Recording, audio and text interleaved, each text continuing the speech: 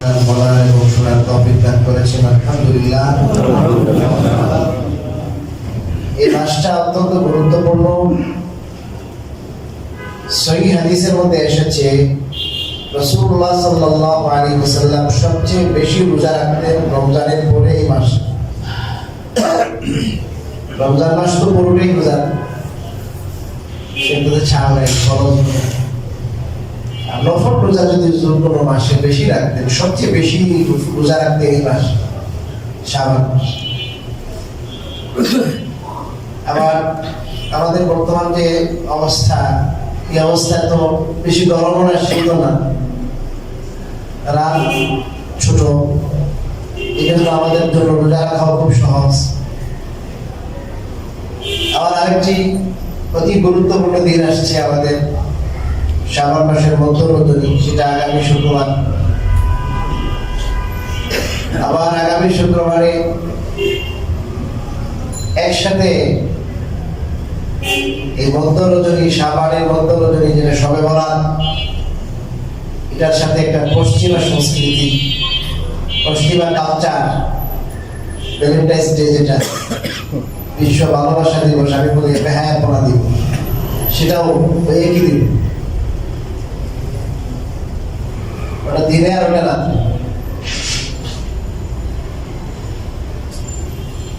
আবার আমাদের যে আলোচনা চলছিল, দাওয়া নিয়ে যে আলোচনা আমাদের চলছিল, তো বলেছিলাম ইসলামী দাওয়াতের কত গুরুত্ব, আমাদের কর্তব্য দায়িত্ব, সেটা নিয়ে আমরা আলোচনা করে আসছি। আমি সেই আলোচনার আজকে অতি সংক্ষেপে সেই আলোচনাকে গুছাইয়া তারপরে আমাদের আরো দুইটা ইস্যু, যতটুকু সময় থাকে ইনশাআল্লাহ আমরা আলোচনা করব। আগের মতো আমি আপনাদের কাছে আবেদন করব যে আমরা আসলে আলোচনা শুনতে অভ্যস্ত আছি, কিন্তু আমাদের যে মাইন্ড চেঞ্জ করতে হবে, চিন্তা চেতনাকে আমরা পরিবর্তন করতে হবে, আমলের মধ্যে আমূল পরিবর্তন আনতে হবে, সেটার দিকে আমাদের মনোযোগটা একটু কম। তো আমরা যেটুকু আমরা আলোচনা শুনবো, চিন্তা করব যে এই আলোচনাটা আসলে আমার জন্য, আমার পরিবারের জন্য। আমি নিজেকে গঠন করব, আমার নিজের চিন্তাকে শুদ্ধ করব, পরিশুদ্ধ করব, সংশোধন করব, আমার আমলকে সংশোধন করব। তাহলে দেখবেন আমরা ধাপে ধাপে আস্তে আস্তে আমরা ভালো মানুষে পরিণত হবো, আল্লাহর নেক বান্দায় পরিণত হবো। শুধু শোনাতে কামিয়াবি না, শোনার পরে মানতে হবে।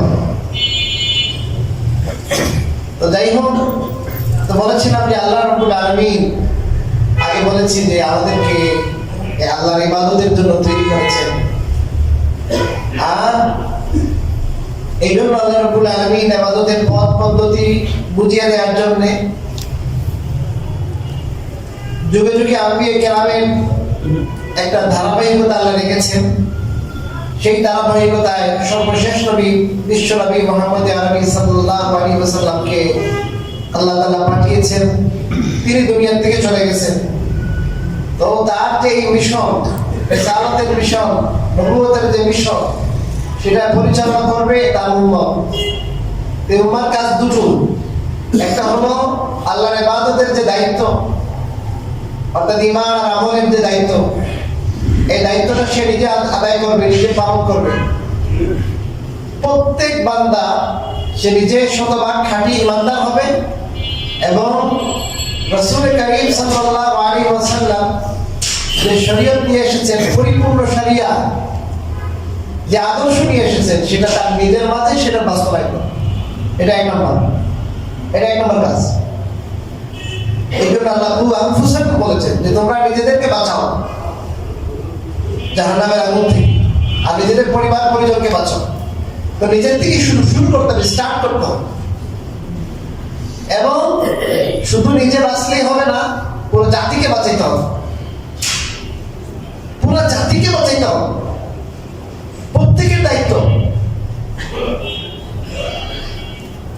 রাসূল কারীম সাল্লাল্লাহু আলাইহি ওয়াসাল্লাম বলেছেন, আল্লাহু ইলা জিবরিল আলিকলিব মদিনাতা কাযা ওয়া কাযা বিআহলিহা। জিবরাইল আলাইহিস সালামের কাছে আল্লাহ রাব্বুল আলামিন আগে কোন এক নবীর যুগে আল্লাহ বললেন যে অমুক শহরকে তুমি তাদের বাসিন্দা সহ উঠায় দাও। জিবরাইল আলাইহিস সালাম যখন গেলেন ওই শহরে, যাই দেখলেন যে একজন বান্দা, আল্লাহ একজন বান্দা এমন যে চোখের পলক পরিমাণ সময়, 1 সেকেন্ড পরিমাণ সময় সে আপনার কোনো নাফরমানি করে নাই। লাম ইয়াসিকা তারফাত আইন।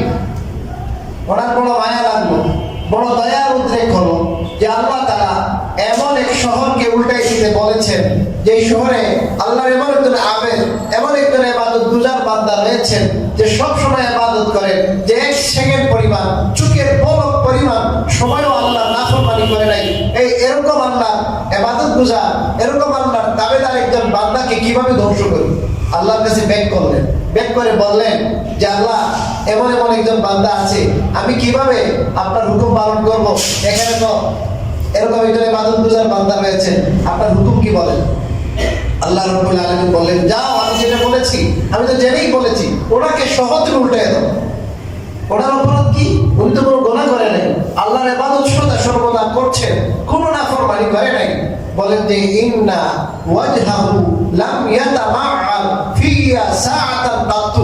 উনি ইবাদত গুজার, উনি আল্লাহ ওয়ালা, উনি বড় জিকির করেন, উনি কখনো আমার নাফরমানি করে নাই, কিন্তু তিনি যেখানে আছেন সেখানে অনবরত অহরহ নাফরমানি চলছে, আমার বিরুদ্ধে কাজ চলছে, শরিয়াকে লঙ্ঘন করছে, কিন্তু সেটা বাধা দেওয়া দূরের কথা, তার চেহারায় সেই খারাপ কাজ যে হচ্ছে এটার কোনো ছাপ নাই, চেহারা মলিন হয় নাই, সে তার ইবাদত নিয়েই ব্যস্ত, এটা নিয়ে খুশি আছে।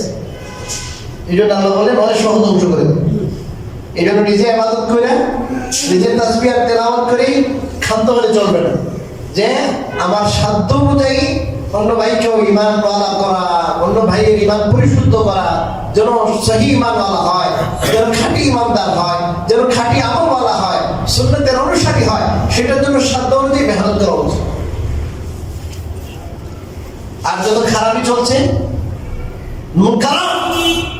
অশ্লীল কাজ, খারাপ কাজ, শরীয়ত নিষিদ্ধ কাজ, সেগুলোকে নিজের সামর্থ্য অনুযায়ী, সাধ্য অনুযায়ী প্রতিহত করতে হবে, বুঝাইতে হবে, মানুষের হাতে পায়ে ধরতে হবে। তাইলেই আপনার দায়িত্ব পালন হবে, নাজাত পাওয়া যাবে, নাজাত পাওয়া যাবে। আজকে আমরা অনেকেই নিজের ইবাদত নিয়ে, নিজের তেলাওয়াত, নিজের তাহাজ্জুদ আর নিজের দান সদকা নিয়ে অত্যন্ত পরিতৃপ্ত, যে আলহামদুলিল্লাহ আমি তো খুব ভালো আছি। না, আল্লাহ রাব্বুল আলামিন খায়রুল উম্মাহ বানাইছেন, সর্বকালের সর্বশ্রেষ্ঠ উম্মাহ জাতি আমাদের বানিয়েছেন। আমাদের কাজ হলো নিজে ঈমানওয়ালা, নিজে আমলওয়ালা হওয়া, অন্যকে ঈমানওয়ালা আমলওয়ালা বানানো। এরপরে হলো যখন ব্যাপকভাবে মানুষ ঈমানওয়ালা আমলওয়ালা হবে, তখন যোগ্যতা আসবে যে এখন এই জমিনে সবাই তো আল্লাহর বান্দা হয়ে যাবে না, চেষ্টা করলে হবে না। মানুষের মধ্যে নফস আছে, মানুষের মধ্যে আপনার তার মধ্যে মন্দাত্মা আছে, মানুষের স্বভাবজনিত কিছু সমস্যা আছে, সেটাকে যদি সে শুদ্ধ না করে, আত্মাকে যদি শুদ্ধ না করে, পরিশুদ্ধ না করে, সে দুটা খাবে, নফসের দুটা খাবে। শয়তান তো আছে, এই জন্য অনেক মন্দ কাজ হয়ে যাবে, অনেকে নামাজ পড়বে না, অনেকে আল্লাহ তাআলার হুদুদ এবং আল্লাহর সীমার বাইরে চলে যাবে। তো তাদেরকে শায়েস্তা করে এই দুনিয়াকে একটা পবিত্র দুনিয়া করা, এই দুনিয়াতে আল্লাহ তাআলার নিজাম যেন, আল্লাহর বিধান যেন কায়েম হয়, অর্থাৎ ইসলামী হুকুমত হয়, সেটার চেষ্টা করে। ইসলামী হুকুমতের সিস্টেম এরকম, এইটা সিস্টেম। রাসূল কারীম সাল্লাল্লাহু আলাইহি ওয়াসাল্লাম মক্কা শরীফে আয়েশাই বলেন না ইসলাম হুকুমত। মক্কা শরীফে আয়েশা প্রথম ঈমানের দাওয়াত দিয়েছেন, ঈমানের দাওয়াত দিয়েছেন, মাইক দিয়েছেন, দাওয়াত দিয়ে সত্য ঈমানওয়ালা খাঁটি ঈমানদার তৈরি করছে, এমন ঈমানদার তৈরি করছে এদেরকে পিটাই মারি করতেছে, এরপর ঈমান ছাড়তেছে। জ্বলন্ত কয়লার উপরে তাদেরকে শোয়ানো হচ্ছে, কিন্তু ঈমান ছাড়ে না, কঠিন ঈমানওয়ালা। আর আমলওয়ালা কেমন? আমলওয়ালা কেমন? আল্লাহ বলেন সীমাহুম ফি ওয়ুজুহিহিম মিন আথারিস সুজুদ, যে তাদের চিহ্ন, তাদের চেহারার মধ্যে সিজদার চিহ্ন আপনি দেখবেন। সিজদার কারণে তাদের চেহারার মধ্যে একটা চিহ্ন আছে। সিজদাওয়ালা যারা নামাজ পড়ে এদের চেহারা কি আলোকিত হয়। অনেক সময় চেহারায় আপনার কপালে দাগ পড়ে, তাদের চেহারার দিকে তাকাইলেই মনে হয় এরা তাহাজ্জুদ গুজার, এরা ইবাদত গুজার, এরা পাঁচ ওয়াক্ত নামাজ পড়ে। আর আজকালকে যে চেহারার দিকে তাকাইলে মুসলমান না হিন্দু বোঝা যায়। আছে না নাই? আছে। সাহাবায়ে কেরামের প্রশংসা করেছেন আল্লাহ যে তাদের চেহারার মধ্যে সিজদার আলামত আছে। সিজদার কি আছে বলেন? আলামত। কিতাবাদিতে লেখা আছে যে রাত্রে তাহাজ্জুদ পড়ে অন্ধকার রাতে, কেউ দেখে না, অন্ধকার রাত্রে তাহাজ্জুদের নামাজ পড়ে গরম গরম অশ্রু তার গালে উপরে বের পড়ে। রাত্রে যদিও কেউ দেখে না, কিন্তু এটা দিনে দেখা যায়। দিনে কোথায় দেখা যায়? চেহারাতে দেখা যায়। তাহাজ্জুদ গুজার মানুষ যারা দেখলেই বুঝতে পারে কি ভাই চেহারাটা উজ্জ্বল। কালো হইল চেহারার মধ্যে একটা মায়াবী ভাব, উজ্জ্বল, খুব সুন্দর মানুষ, কিন্তু দিনের সাথে সম্পর্ক নাই, পাপাচারের সাথে সম্পর্ক। এর চেহারার দিকে তাকানো যায়, মলিনতা থাকে চেহারার মধ্যে, গুনাহের ছাপ থাকে, চোখেতে যে গুনাহ হচ্ছে, অঙ্গ প্রত্যঙ্গ দ্বারা যে গুনাহ হচ্ছে সেটার ছাপ, মলিনতা তার চেহারায় বিদ্যমান। বিশেষ করে যারা আল্লাহ ওয়ালা দেখলেই বুঝে যায়। ইসলামের হুকুমা খুবই গুরুত্বপূর্ণ জিনিস। আমি আগে বলেছি এটা কি দিল্লির লাড্ডু নাই না, এমনি দিয়ে দিবে না, এটা যোগ্যতা লাগবে, যোগ্যতা। একটা কমন সেন্সের কথা বলি, একবার কমন কথা। ইসলাম হুকুমা তো এত বড় একটা দৌলত, যেটা আপনার অনেক মানুষ, অনেক প্রভাবশালী মানুষ থাকবে, এদের বিরুদ্ধে আপনি তরবারি নিয়ে দাঁড়াইতে হবে, এদেরকে ফাঁসির কাছে ঝুলাইতে হবে, দুর্নীতিবাজকে ধরতে হবে, দুর্নীতি বন্ধ করতে হবে, কালোবাজারি বন্ধ করতে হবে, চুরি ডাকাতি সন্ত্রাসী এভরিথিং যারা করে, যারা দর্শন করে, এদের বিরুদ্ধে রুখে দাঁড়াতে হবে, বিচারের আওতায় এদেরকে আনতে হবে। এটা তো অনেক শক্তির ব্যাপার, পাওয়ারের ব্যাপার। একজনে এত জোরের দরকার নাই, তার নিজের উপরে তো নিজের নিয়ন্ত্রণ আছে। কি ভাই বলেন? আমার 3.5 হাত বডি, আমি চাইলে, যদি আমি চাই স্যাক্রিফাইস করি, কারণ আমি চাইলে নামাজ পড়তে পারি, আমি চাইলে দাড়িটা রাখতে পারি, ফরজ, দাড়ি রাখা ওয়াজিব। ফিকহি পরিভাষায় ফরজ ওয়াজিব ভিন্ন। ফরজ মানে যেটা জরুরি করতে হবে, ওয়াজিব মানে করতে হবে, দুটাই অবশ্য পালনীয়। বাংলাদেশের ফরজ আমরা বলি, বাংলা ফরজ হিসাবে দাড়িও ফরজ, মানে দুটাই অবশ্য পালনীয় বিধান। অনেকগুলো হাদিস আছে, অনেকগুলো হাদিস বুখারীতে আছে, মুসলিমে আছে। তুমি দাড়ি লম্বা করো, দাড়ি ছেড়ে দাও, এক মুষ্টি পরিমাণ দাড়ি রাখা ওয়াজিব। এর আগে যদি কেউ কাটে সে কবিরা গুনাহ করবে। এটাতে আমার কোনো বাধা আছে বলেন ভাই? কোনো বাধা আছে? এক মুষ্টি দাড়ি রাখতে কোনো বাধা আছে? বাধা নাই। 5 ওয়াক্ত নামাজ পড়তে কোনো বাধা নাই। আমি গুনার কাজ করবো না, আমি যদি না করি কেউ আমাকে জোরে করাতে পারবে? আমি দুর্নীতিতে জড়াবো না, সুদ খাবো না, আমি ঘুষ খাবো না, আমি কোনো ধরনের পাপ কাজে জড়াবো না। আমি যদি চাই একটু কোরবানি করি, পারবো না? কথা বলে নেবেন। আমি নিজের উপরে ইসলামী হুকুমত, যেটা ইসলামের যে বিধান আছে, সেটা যদি আমি নিজে বাস্তবায়ন করতে পারি, তো এটাতে পুলিশও লাগবে না, ইসলামী হুকুমাও লাগবে না, র্যাব, বিজেপি, আপনার আরো কিছু লাগবে। এখন যখন আমি নিজেই এদিক ওদিক চলাফেরা করি, শরীয়তের কোনো খবর নাই, দিনের কোনো খবর নাই, নামাজের কোনো খবর নাই, ন্যায় নীতির কোনো তোয়াক্কা নাই, তাহলে আল্লাহ রাব্বুল আলামিন আমাকে এই জিনিস দিবেন। তোমাকে কেন দেব? তুমি তো চাও না, তুমি যদি চাইতে এটা, তাহলে সর্বাগ্রে তোমাকে সেই পাওয়ার দেওয়ার আগে তোমাকে তো আমি নিজের পাওয়ার নিজেকে দিয়ে রেখেছেন। তোমার নিজের বডিতে তুমি সেটা প্রতিস্থাপন করতে পারতাম, তোমার বডিতেই নাই, তাহলে বোঝা গেল তুমি আসলে চাও না। কি ভাই আমার কথা কি বুঝে আসছে? এই জন্য ইসলামী হুকুমাত সিস্টেম হলো সর্বপ্রথম ঈমান এবং আমল মজবুত করতে হবে। যে সমস্ত জিনিসের বাস্তবায়নের জন্য ইসলামী হুকুমা লাগে না, আমরা সেগুলো নিজের মাঝে আগে আনি এবং সেই সাথে ইসলামী হুকুমার চেষ্টা চালাই। তাই আল্লাহ রাব্বুল আলামিন মায়া করে, মহব্বত করে দেখবেন যে এরা তো ইসলামী হুকুমা চায়, আল্লাহর বিধান চায়, আল্লাহর আইন চায়। কারণ নিজেরা যেটুকু পারে, তাদের সাধ্যের মধ্যে যেটুকু আছে, তারা তো সেটুকু করে দেখাইছে। কারণ আল্লাহ বলবেন ঠিক আছে, যেহেতু তোমাদের সাধ্যের মধ্যে যেটুকু আছে, বাকিটা আমি তোমাদেরকে দিয়ে দেব। আমরা নিজেরাই যদি দুর্নীতিগ্রস্ত হই, নিজেরাই ফজরের নামাজে নাই, হ্যাঁ, এখন ফজরের জমাতে যে আপনার যে সমস্ত মানুষ আসছেন, আমার মনে হয় না যে আপনার 5 ভাগের 1 ভাগ আসবে ফজরের জামাতে আসবে। তো ফজরের জামাতে আর জুমার জামাতে, ফজর যে আল্লাহ ফরজ করেছেন, জুমা ওই আল্লাহ ফরজ করেছেন, ফজরের নামাজ যে কোরআনে আছে, জুমার নামাজও সেই কোরআনে আছে, তাহলে কেমন ফজরের আর জুমায় আমরা কেউ করছি? আল্লাহর আইন ফজরের নামাজ হাদিসের মধ্যে আসছে মালাইকাতুল লাইল ওয়া মালাইকাতুন নাহার। আল্লাহ রাব্বুল আলামিন 2 শ্রেণীর ফেরেশতা রাখছেন। এদের কাজ হলো আমাদের ডানে বামে সামনে পিছনের থেকে আমাদেরকে তারা রক্ষণাবেক্ষণ করবে, হেফাজত করবে। 1 নম্বর কাজ। 2 নম্বর কাজ হলো আমাদের ভালো আমল খারাপ আমলগুলো সব তারা নথিভুক্ত করবে, লিখবে। তো রাতের ফেরেশতারা যারা আসেন এরা আসরে আসেন, আসরের টাইমে আইসা একবারে ফজরের পরে যায়। আর যারা দিনের ফেরেশতারা এরা ফজরের সময় আসে। তো ফজরের সময় এসে দেখা যায় রাত্রের যারা আছে এদের সাথে দেখা হয়, আবার ওনারা চলে যান, রাত্রে ডিউটিতে যারা ওনারা চলে যান, আবার তারা আসেন আসরে এসে ওনাদের সাথে দিনের যারা আছে ওনাদের সাথে দেখা হয়। তো আসরেও মিলন হয় আর ফজরেও তাদের মিলন হয়, দেখা হয়। আল্লাহ রাব্বুল আলামিন জিজ্ঞাসা করে আমার বান্দাদের কি অবস্থায় রেখে আসতো? আল্লাহ আমরা গেছিলাম আসরের সময়, ওয়াজাদনাহুম ইউসাল্লুন, আসরের সময় দেখা গেছে নামাজ পড়তেছে। তুই আসছো রেখে আসছিস কি অবস্থায়? আল্লাহ আমার রেখে আসছে আমরা ফজরে দেখছি আর নামাজ পড়তেছে। কথা বুঝলেন না? তো ফজরে এসে দেখে ফজরে যাওয়ার সময় নামাজ পড়ে, আর যখন আমরা প্রথমে আসি আসরের সময় নামাজ পড়ে। এই জন্য আসরের নামাজ আর ফজরের নামাজ অন্য নামাজের তুলনায় গুরুত্ব বেশি। কিন্তু আসলে কেউ ঘুমে, কেউ বাজারে, কেউ ব্যবসায়, ঠিক না? আসলে গুরুত্বটা কম,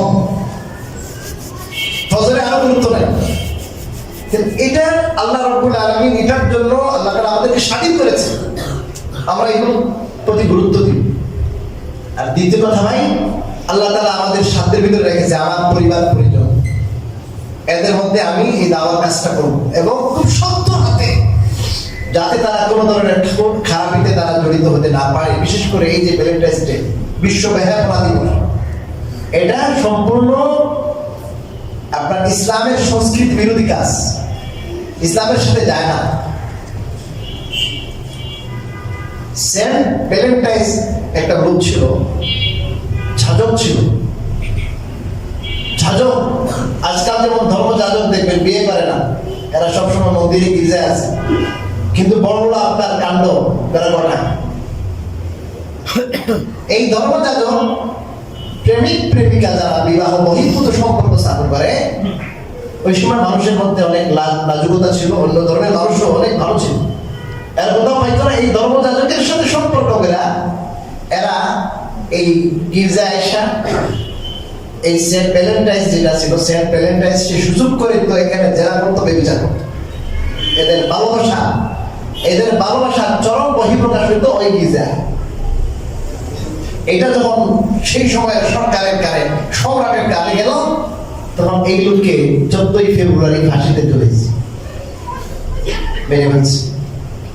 এখন যারা যুগল আছে, প্রেমিক প্রেমিকা আছে, এখন তারা এই ডে, এটার নাম দিছে ভ্যালেন্টাইন্স ডে, 14 ফেব্রুয়ারি আসে।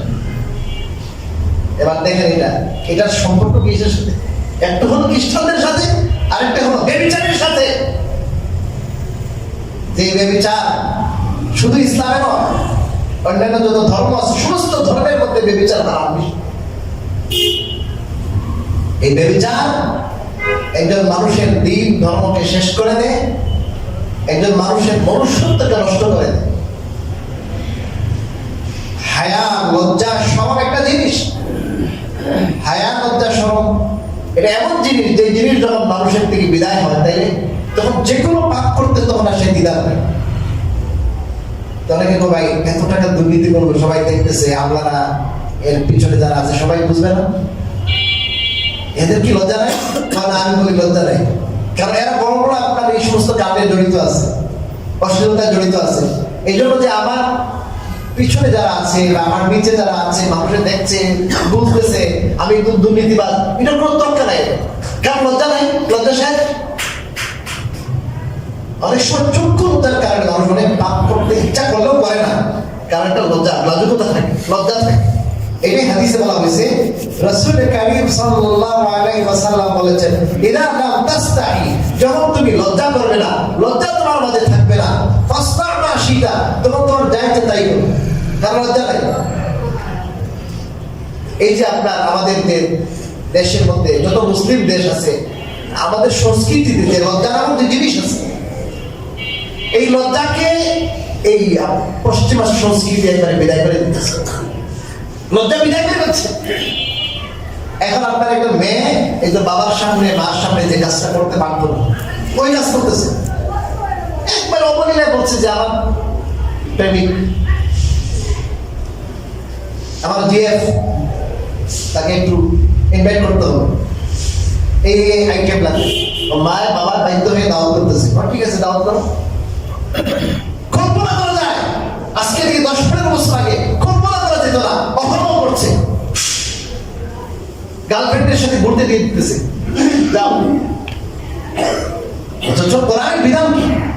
কোরআনের বিধান কি? وَقُلْ لِلْمُؤْمِنِينَ يَغُضُّوا مِنْ أَبْصَارِهِمْ وَيَحْفَظُوا فُرُوجَهُمْ। হে নবীজি, আপনি মুমিনদেরকে বলেন, যাদের ঈমান আছে, যারা ঈমানের দাবি করে, তাদেরকে বলেন তাদের চক্ষুকে যেন অবনত করে। যে সমস্ত নারীদেরকে দেখা দেওয়া জায়েজ নাই, দেখা জায়েজ নাই, তাদের দিকে যেন না তাকায়, তাকানোই জায়েজ নাই। তাদের চোখ যেন নিচে দিয়ে রাখে, অবনত করে। আর 2 নম্বর বলছেন ওয়ায়াহফাযু ফুরুজাহুম, তারা যেন তাদের লজ্জাস্থানকে হেফাজত করে, লজ্জাস্থান হেফাজত করে। এটার ব্যাখ্যা আছে 18 পারায় সূরা মুমিনুনের প্রথম পৃষ্ঠায়। আল্লাহ বলেছেন ইল্লা আলা আজওয়াজিহিম আও মা মালাকাত আইমানুহুম, নিজের স্ত্রী এবং নিজের দাসী আগে ছিল, এদের থেকে নিজের আপনার লজ্জাস্থানকে হেফাজত করবেন। এখানে জায়েজ আছে, হালাল আছে, এছাড়া আর বাকি যত ওয়ে আছে সবগুলো নিষেধ, সব নিষেধ। আল্লাহ মানুষকে পবিত্র রাখতে চায়, মানুষের চক্ষু পবিত্র থাকবে, তার আত্মা পবিত্র থাকবে, লজ্জাস্থান পবিত্র থাকবে, পবিত্র সমাজ আসবে, পবিত্র মানুষগুলো আসবে, কোন জারত মানুষ যেন পৃথিবীতে না আসে। এটার সাথে আল্লাহ খায়েশ দিয়েছেন, মানুষের মধ্যে যৌন কামনা বাসনা দিয়েছেন, আবার এটার ওয়ে আল্লাহই বাতলে দিয়েছেন, পবিত্র সম্পর্ক। আল্লাহ বলেন ওয়ামিন আয়াতি, আল্লাহ বিশেষ নিদর্শনের অন্যতম নিদর্শন হলো আল্লাহ রাব্বুল আলামিন স্বামী স্ত্রীর মধ্যে আল্লাহ তাআলা জাআল বাইনাহুম মাওয়াদ্দাতান ওয়া রাহমা, অত্যন্ত দয়া আর প্রেম আর ভালোবাসা সৃষ্টি করে দিয়েছেন। আন খালাকা লাকুম মিন আনফুসিকুম আজওয়াজা, তোমাদের নিজেদের থেকে আল্লাহ তাআলা তোমাদের বউ, তোমাদের স্ত্রীদের সৃষ্টি করেছেন, আর তোমাদের মাঝে এই প্রেম প্রীতি আর ভালোবাসা সৃষ্টি করেছেন। কালকে পর্যন্ত যার ব্যাপারে কোনো কি নাই, মনের মধ্যে কোনো কল্পনা নাই, কোনো ভালোবাসা নাই, কিছু নাই। আরে আজকে শুক্রবারে বিয়ে হলো, আর আজকে থেকে দেখা সাক্ষাৎ শুরু, এরপর থেকে এমন মহব্বত এবং ভালোবাসা, মনে হয় যে 1000 বছর যাবত ভালোবাসা চলতেছে। এই যে ভালোবাসা আসছে, আল্লাহ বলেন আমি সৃষ্টি করে দিচ্ছি। এখন দেখা যায় এখন সম্পর্ক, এই যেটা আপনার যৌবনের সম্পর্ক, এটা শেষ, এখন 58-60 হয়ে গেছে, ডেট অফ বার্থ। এখন মায়া দেখা যায় আমি বাড়ি গেছে, এখন বুড়া আর বুড়ি, বুড়া ছাড়া বুড়ি বাঁচে না, বুড়ি ছাড়া বুড়া বাঁচে না, ওদের কোনো রিলেশন নাই, শারীরিক রিলেশন নাই। কিন্তু আল্লাহ তাআলা বলছেন সে জমানা এরকম দয়া আর মায়া সৃষ্টি করেছেন, এত দয়া মায়া সৃষ্টি করেছেন আল্লাহ। তো ভালোবাসা এটা একটা পবিত্র বন্ধন, এই ভালোবাসাকে এরা নাপাক করে দিচ্ছে, ভালোবাসাকে ওপেন করে দিচ্ছে। ভালোবাসার কোনো কি নাই, ডেট নাই, ভালোবাসার কোনো ডেট নাই। ভালোবাসা এটা পবিত্র বন্ধন। আল্লাহ রাব্বুল আলামিন যে সিস্টেম রেখেছেন শরিয়ার মধ্যে, বিয়ের মাধ্যমে সেই ভালোবাসার বহিঃপ্রকাশ ঘটবে। কিরকম? হাদিস শরীফে রাসূল কারীম সাল্লাল্লাহু আলাইহি ওয়াসাল্লাম বলেছেন, বউয়ের জন্য, স্ত্রীর জন্য যা যা খরচ করবে, মিষ্টি আনতেছে, আর কত কিছু আনতেছে, ব্যাস এতগুলো খাওয়ানো, ওর মুখে তুলে দিতেছে। 14 তারিখ মুখে একটা, মুখে আরেকটা দেয়। হাদিস শরীফে বুখারী, সহিহ বুখারীর রায়, রাসূল কারীম সাল্লাল্লাহু আলাইহি ওয়াসাল্লাম বলেছেন, হাত্তা লুকমা তাযাউহা ফি বিমরাতিকা। এই যে মুখের মধ্যে একটা লুকমা দিতেছে, স্বামী স্ত্রীর মুখে উঠে দিতেছে, তুমি যদি পবিত্র বন্ধনে আবদ্ধ হও, বিবাহের মাধ্যমে করো, তাহলে এই যে এটার মধ্যে কিন্তু মানুষের জৈবিক চাহিদা কাজ করছে। রাসূল কারীম সাল্লাল্লাহু আলাইহি ওয়াসাল্লাম বলেন, এটার মধ্যে সদকার সওয়াব। কিসের সওয়াব বলেন? সদকার সওয়াব হবে। সওয়াব বুখারীতে আছে, এই জায়গায় সওয়াব। এর বাইরে যেগুলো আছে, আরে লুকমা তো পরের কথা, মুখে দেওয়া পরের কথা, টাকাইলে গুনাহ। হযরত আলী রাসূল কারীম সাল্লাল্লাহু আলাইহি ওয়াসাল্লাম ডাক দিয়ে বলে, ইয়া আলী লা তুবিহি নাযারা আন নাযার। তুমি যদি রাস্তা দিয়ে যাচ্ছ, অগন্তা অনিচ্ছাকৃতভাবে কোনো মেয়ের দিকে তোমার নজর পড়ে গেছে, ইচ্ছা নাই হঠাৎ, তাহলে সাথে সাথে তোমার চোখকে নিচের দিকে দাও। আবার তুমি, এটা ছিল অনিচ্ছাকৃত, আবার ইচ্ছাকৃত দ্বিতীয়বার নজর দিবা। ফাইনালাকাল উলা ওয়ালাইসাত লাকা সানিয়া। প্রথমবার দেখেছো, ইচ্ছা ছিল না, হঠাৎ হয়েছে, কদাচিৎ হয়েছে, এটা তোমার জন্য জায়েজ, এটা তোমার জন্য গুনাহ না। কিন্তু দ্বিতীয়বার যখন ইচ্ছাকৃত তুমি চোখ দিবা, ইচ্ছাকৃত তোমার চোখের তৃপ্তির জন্য দিবা, রাসূল কারীম সাল্লাল্লাহু আলাইহি ওয়াসাল্লাম বলেন, এটা তোমার জন্য হালাল না, এটা হালাল না। এটা হলো ইসলাম। হুজুর এত কঠিন। এই জন্যই এই মুসলমান নারীদের পেটে বড় বড় আল্লাহর ওলি তৈরি হয়েছে, সমাজের সংস্কারক, সমাজের খাদেম তৈরি হয়েছে, জানুন তৈরি হয়ে নাই। রাস্তাঘাটে পোলাপান পাওয়া দিতেছে, নাই, অভিভাবক নাই, কোথা থেকে গেছে? আর যখন একজন বৃদ্ধ হবেন আপনার জন্য লোক লাগে, তখন বৃদ্ধাশ্রমে এই সমস্ত দেশে, যে সমস্ত দেশে এই ধরনের কুসংস্কৃতি, অপসংস্কৃতি তারা চালু করেছে, সেই পশ্চিমা বিশ্বে যায় দেখেন, বুড়া হইলে বুড়ি হইলে কোনো দাম নাই। ওই বৃদ্ধাশ্রমে যাও,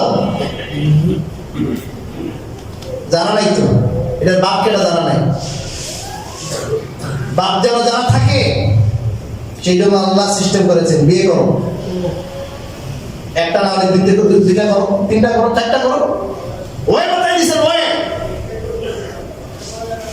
নারীদেরকে তো সৃষ্টি করেছে তোমাদের জন্য, কিন্তু যদি এটা আল্লাহ নির্ধারিত এর বাইরে হয়, হাদিসে এটাও আছে, মা তারাক্তু বাদি ফিতনাতান আদররা আলা রিজালি মিনান নিসা। আমরা যারা আছি এখানে, নারীরা শুনলেই তো আসলে নারীদের সামনে যে উপস্থাপন করা হয়, অন্যরা যারা ভিন দেশি, ভিন জাতি, যারা নারীদেরকে একটা সানসিল্কের ভিতরে দিও, 1 টাকার সানসিল্কের ভিতরে দিও, নারীদেরকে এত অপমান করছে তারা। টয়লেটের মধ্যে পাওয়া যায়, রাস্তাঘাটে পাওয়া যায়, এদের ব্যবসা বিজনেস করতেছে নারীদেরকে। একটা সাধারণ একটা হাসপাতালে যান, কখনো কিছু অফিসে যান, এখানে দেখবেন নারীদেরকে রাখছে ইনভাইট করার জন্য, তথ্য কেন্দ্রের মধ্যে নারীদের রাখছে। ফোন করবেন, নারীদের আওয়াজ, তোমার চেহারা দিয়া ব্যবসা করে, তোমার আওয়াজ দিয়ে ব্যবসা করে। আর আল্লাহ রাসূল কি বলেছেন? আল্লাহ রাসূল বলেছেন, তুমি ঘরে বসো, লোক দৃষ্টি, কুদৃষ্টি যেন তোমার চেহারার দিকে না পড়ে। তোমাকে দেখতে হলে বড় অঙ্কের কি করতে হবে? পয়সা করতে হবে। মহরের মাধ্যমে তোমার পেটের দায়িত্ব নিবে, দায়িত্ব নিয়ে তারপরে তোমার ভোগ করবে, সবকিছু দায়িত্ব নিবে। তোমার বাজারও করা লাগবে না, ব্যবসাও করা লাগবে না, কিচ্ছু না। তোমার দায়িত্ব সে স্বামী নিবে, যে দায়িত্ব নিবে তার ঘরে তুমি দেখো। এত সস্তা বানাইছে নারীদের, এত সস্তা বানাইছে, এত সস্তা না নারী। নারী অনেক সম্মান। ইউরোপের বহু নারী মুসলমান হইতেছে এই পর্দার বিধান দেখে, যে আমাদেরকে এত সম্মান দিয়েছে ইসলাম, আমাদেরকে সুলাই খোলা বানায় নাই। আর সেই ইউরোপের নারীরা আমাদেরকে সুলাই খোলা বানাই দিচ্ছে আমাদের নারীদেরকে। এরা বুঝতেছে এটার নাম স্বাধীনতা। পর্দা প্রগতির পথে বাধা। যে আল্লাহ বলেছেন পর্দার বিধান কোরআনে, এটার সাথে সাংঘর্ষিক কথা বলেছে, ইমান আছে কিনা? পর্দার প্রগতির পথে বাধা।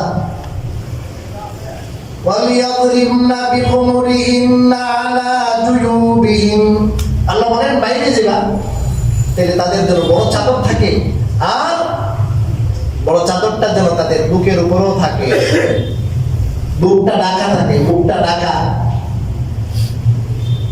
আরেক জায়গায় বলছেন ইউদিনিনা আলাইহিন্না মিন জালাবিবিহিন, বাইরে যাইবা বড় ওড়না দিয়া মুখটা ঢাকবা, শুধু চুপটা থাকবে খোলা, যেন রাস্তা দেখা যায়, অ্যাক্সিডেন্ট না হয়, তার চেহারাও দেখা যাবে না, বুকও দেখা যাবে না, দেহ দেখা যাবে না, কেমন কে কিরকম মেয়ে কিচ্ছু বোঝা যাবে না। তাহলে তার ব্যাপারে কোনো খারাপ চিন্তা আসবে না, দর্শন হবে না, কিচ্ছু হবে না, সে কি থাকবে, নিরাপদ থাকবে। এটা তো কিরকম, অনেক কঠিন না, অনেক কঠিন না। যে মানুষ কোনদিন মেয়েদের সংস্রবে যায় নাই, সে নিজের নিয়ন্ত্রিত করেছে, সে মানুষ তার বৈবাহিক জীবনে অনেক আরামে থাকবে, অনেক সুখে থাকবে। এখানে ঝামেলা হবে না। শেষ করতেছি কথা, এখানে ঝামেলা হবে না। এই জীবন বড় মধুর জীবন, এই জীবন বড় মহব্বতের জীবন। আর যে জীবনে আগেতেই সব জানে, আগে সব একবার পাকা হয়ে গেছে, পাকা মুক্ত, ট্রেনিং আছে আগে থেকে, এই জীবনে কোনো মধুরতা নাই, কোনো সম্মান নাই, কোনো মাধুর্য নাই, কোনো মহব্বত নাই, কোনো ভালোবাসা নাই। এখানে শুধু সন্দেহ আর সন্দেহ, যে আমার সাথে অমুকের সম্পর্ক, না জানি আজকে অফিস থেকে লেট করে আসছে, কার পিছনে তুমি করেছে আল্লাহ জানে। শুধু সন্দেহ আর সন্দেহ, আর শুধু সন্দেহের কারণে শুধু কি হয়, তালাক আর তালাক, ডিভোর্স আর ডিভোর্স। 1 বছরে 5 লাখ প্লাস ডিভোর্স ঢাকা শহরে 1 বছরে। 3 weeks 3 night, মন বাড়াই সবাই ভালো। আল্লাহ বলেন তোমার চেহারাকে ডাকো, তোমার বুকের উপরে ওড়না রাখো, দেখাইও না এগুলা সৌন্দর্যের জায়গা, এগুলা দেখালে কি হবে, না দেখালে কি হবে, যালিকা আজকা। আল্লাহ বলেন যে তোমাদের অন্তরের যে পবিত্রতার কারণ, অন্তর পবিত্র থাকবে। নামাজ পড়লে কি হবে, অন্তর তো নাপাক। সময় নেই, সর্বরাতের আলোচনা করার সময় নেই। আজকে যেটা বললাম, আমাদেরকে সতর্ক থাকতে হবে। আমরা আমাদের বিশেষ করে মেয়েদেরকে, মা বোনদেরকে, স্ত্রীদেরকে আমরা প্রত্যেকের দায়িত্বে, যার যার দায়িত্বে আমরা তাদেরকে নিয়ন্ত্রিত রাখবো। কোথায় যাচ্ছে, কার সাথে সে সম্পর্ক করছে, কাকে মেসেজ দিচ্ছে, এগুলো আমরা একটু খোঁজ খবর রাখবো, নাহলে কি আমাদের দিন আল্লাহর কাছে জবাবদিহি করতে হবে। আমি আমার মেসেজ পৌঁছে দিলাম, আমার আপনাদের দায়িত্বে। আর সর্বরাত নিয়ে তো আলোচনা হবে ইনশাআল্লাহ আগামী জমায়। আজকে এই জন্য আমরা সময়ও শেষ।